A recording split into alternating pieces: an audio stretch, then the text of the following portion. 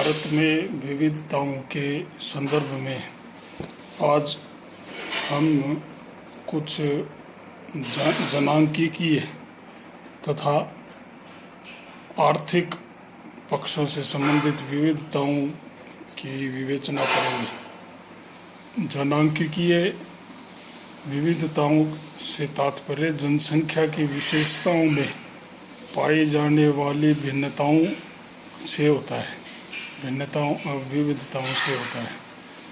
भारत की जनसंख्या या जनांकीय विशेषताओं को देखें तो सर्वप्रथम जनसंख्या का वितरण अगर हम देखते हैं तो भारत में जनसंख्या का वितरण अत्यंत असमान या विषम है।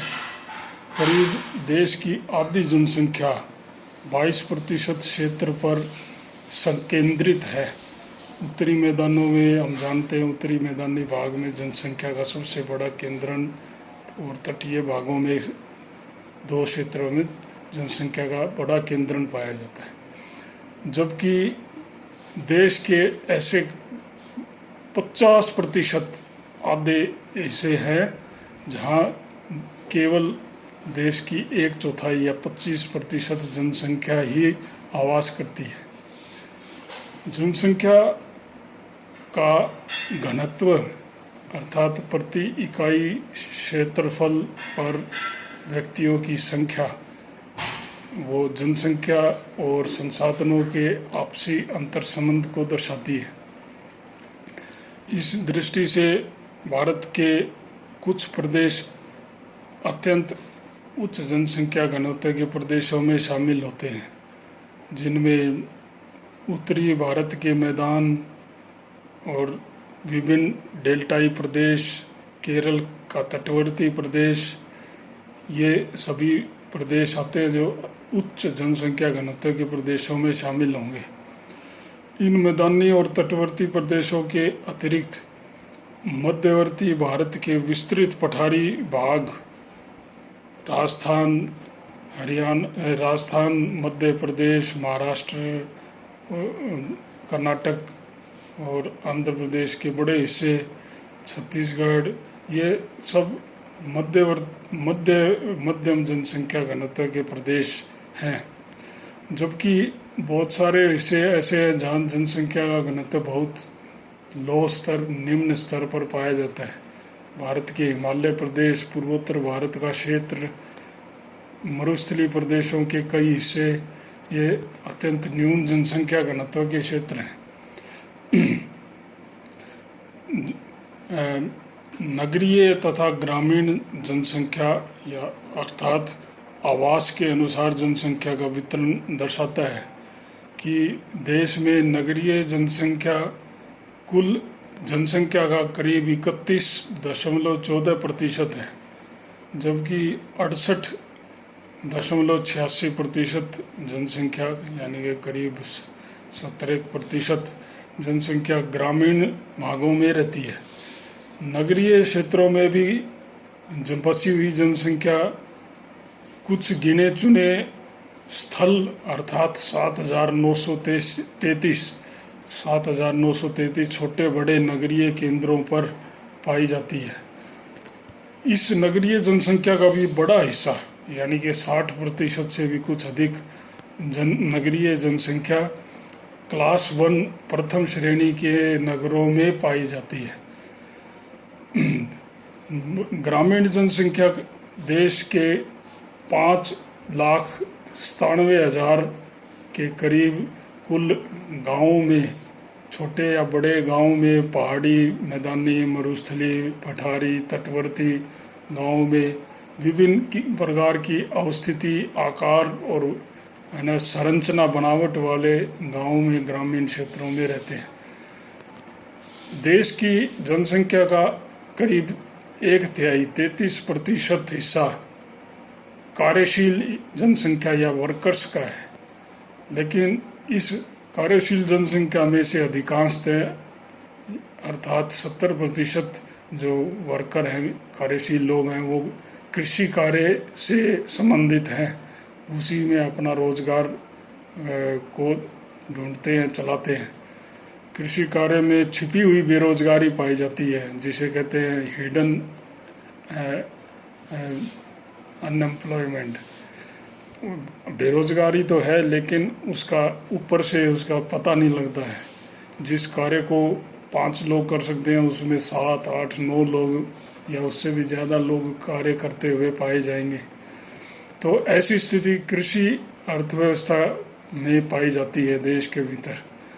कुल कार्यशील जनसंख्या के केवल 10.70% लोग उद्योगों में लगे हैं, यानी औद्योगिकरण का स्तर अभी भी देश में निम्न है। और 5.6% लोग व्यापार एवं ट्रेड एंड कॉमर्स व्यापार में, वाणिज्य व्यापार की गतिविधियों में लगे हुए हैं।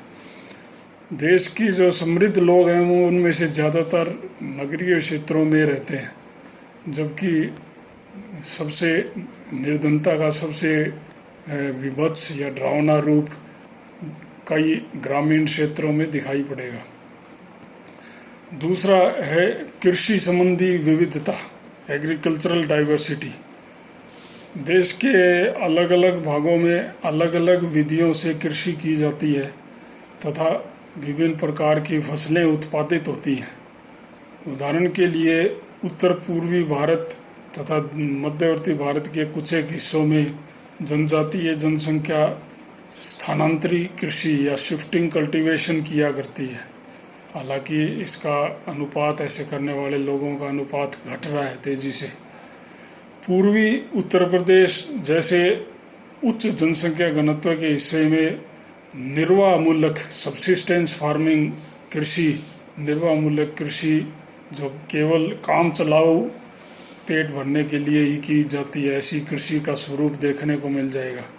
लेकिन पंजाब, हरियाणा, गोदावरी कृष्णा के डेल्टाई प्रदेश में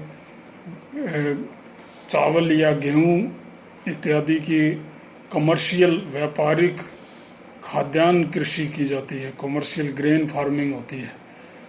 बहुत सारे क्षेत्रों में प्लांटेशन एग्रीकल्चर या बागाती कृषि होती है, जैसे पूर्वोत्तर भारत और दक्षिणी भारत में चाय की या दक्षिणी भारत में कहवा, कॉफ़ी की कृषि की जाती है। ये सब बागाती कृषि के उदाहरण हैं।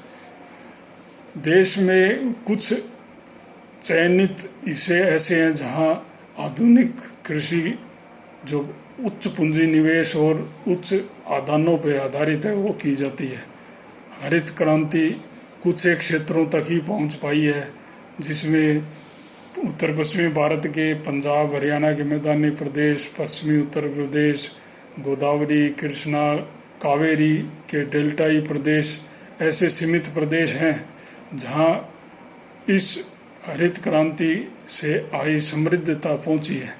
खैर, ये एक विवाद का विषय है कि यह संपूर्ण रूप से लाभदायक है या नहीं, लेकिन ये एक बार की ये क्षेत्र हरित क्रांति में और इससे प्राप्त होने वाले तथाकथित आर्थिक लाभ से ज़्यादा लाभान्वित हो रहे हैं।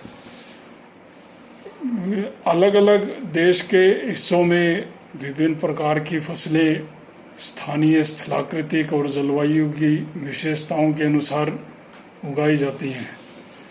कुछ का जिक्र पहले भी आया, लेकिन अगर हम गंगा के मैदानी प्रदेश, गंगा के मैदान का ही जिक्र करें तो जो पूर्वी गंगा का मैदान है, बंगाल और थोड़ा बहुत पूर्वी बिहार के क्षेत्र में है, या असम के ब्रह्मपुत्र नदी के घाटी में भी, यहाँ इस क्षेत्र में निचले गंगा मैदान में अगर देखें तो चावल और जूट, जो बहुत अधिक पानी की आवश्यकता वाली फसलें हैं, वो उगाई जाती हैं। मध्यवर्ती गंगा के मैदान जो बिहार और पूर्वी उत्तर प्रदेश में पाया जाता है, वहाँ जूट का स्थान गेहूँ और शुगर केन या गन्ने की कृषि ले लेती है। हालांकि चावल की कृषि बरकरार रहती है। ऊपरी गंगा के मैदान जो मध्य उत्तर प्रदेश तथा पश्चिमी उत्तर प्रदेश में स्थित है, वहाँ गेहूँ और चावल के स्थान पर कपास और गन्ना की कृषि महत्वपूर्ण हो जाती है। पूर्वोत्तर भारत के पहाड़ी ढलानों पर चाय की कृषि, दक्षिणी भारत की पहाड़ी ढलानों पर चाय के साथ कहवा की कृषि विशेषकर कर्नाटक की पहाड़ी ढलानों पर की जाती है। कई क्षेत्र हैं जहाँ विभिन्न प्रकार के हॉर्टिकल्चर अथवा फूल कृषि भी की जाती है, फलों की कृषि भी की जाती है, फ्रूट गार्डनिंग बोलते हैं जिसे वो जम्मू कश्मीर, हिमाचल प्रदेश, उत्तराखंड में सेब और अन्य कई शीतोष्ण कटिबंधीय फलों की खेती वहाँ पर की जाती है। भारत के एक बड़े हिस्से जो खासकर पश्चिमी जो अर्ध भारत है, वो चाहे कर्नाटक और तमिलनाडु का आंतरिक हिस्सा है, महाराष्ट्र का पश्चिमी हिस्सा है और गुजरात, मध्य प्रदेश का पश्चिमी हिस्सा, राजस्थान, इसमें मुख्यतः वर्षा आधारित कृषि की जाती है। जो परंपरागत है, वर्षा आधारित है, निम्न पूंजी निवेश और निम्न कृषि उत्पादकता वाली कृषि है। तीसरा जो है वो है औद्योगिक एवं परिवहन संबंधी विविधता। औद्योगिकरण का स्तर देश में बहुत अधिक नहीं है। जैसा कि हमने देखा, देश की कुल कार्यशील जनसंख्या का केवल 10-11% हिस्सा ही उद्योगों में लगा हुआ है। लेकिन उद्योगों का जो वितरण है, जितना औद्योगिक विकास हुआ है, वो उनका वितरण मुख्यतः मिलियन सिटीज़ यानी 10 लाख जनसंख्या वाली नगर, बड़े नगर और या बड़े महानगरों में ही अधिकांशतः बड़े उद्योगों का केंद्रीकरण हुआ है। जो छोटे छोटे कॉटेज इंडस्ट्री है, छोटे छोटे घर में उत्पादित की जाने वाली कुटीर उद्योग या घरेलू उद्योग जो है, वो छोटे छोटे कस्बों में या देश के विस्तृत ग्रामीण भागों में ही बड़े स्तर पर निर्वाह के लिए, काम चलाने के लिए बहुत अधिक लाभप्रद स्थिति ऐसे उद्योगों में, कुटीर उद्योगों में, घरेलू उद्योगों में कार्य करने वाले उसमें संलग्न लोगों को ज़्यादा आय प्राप्त नहीं हो पाती है। उद्योगों की दृष्टि से देखें तो उद्योगों में कृषि आधारित उद्योग और खनिज आधारित उद्योग या उपभोक्ता आधारित उद्योग, इन श्रेणियों में रखा जा सकता है सामान्य रूप से। लेकिन खनिज आधारित उद्योगों में देखें तो सभी प्रकार के खनिज सभी स्थानों पर समान रूप से पाए ही नहीं जाते हैं। छोटा नागपुर क्षेत्र में देश के अधिकांश धात्विक खनिज मिलते हैं। कुछ खनिज दक्षिणी पठार या अरावली की पहाड़ियों में भी पाए जाते हैं। खनिजों की उपलब्धता और खनिजों के प्रकार की उपलब्धता के अनुसार खनिज आधारित उद्योगों का विकास कुछ एक चयनित क्षेत्रों में ही हो पाया है। इसी प्रकार विभिन्न क्षेत्रों में जिस प्रकार के कृषि उत्पाद प्राप्त होते हैं, उन कृषि उत्पादों पर आधारित कृषि आधारित उद्योगों का विकास हो पाया, जो कि अलग अलग क्षेत्रों में विविधता मूलक है। देश में बहुत से लोग वायुयान तथा दूरदराज के कई पहाड़ी और वन वाले क्षेत्रों में हेलीकॉप्टर के जरिए यात्रा करने में सक्षम है या luxurious AC train, air conditioned ट्रेनों से यात्रा करने में सक्षम है। लेकिन बहुत से ग्रामीण क्षेत्रों में, छोटे छोटे कस्बों में भी घोड़े या बैलगाड़ी से चालित गाड़ों में परिवहन चीज़ों का, माल का, वस्तुओं का अभी भी किया जाता है। सवारियों का परिवहन रिक्शा या छोटे ऑटो में भी होता है।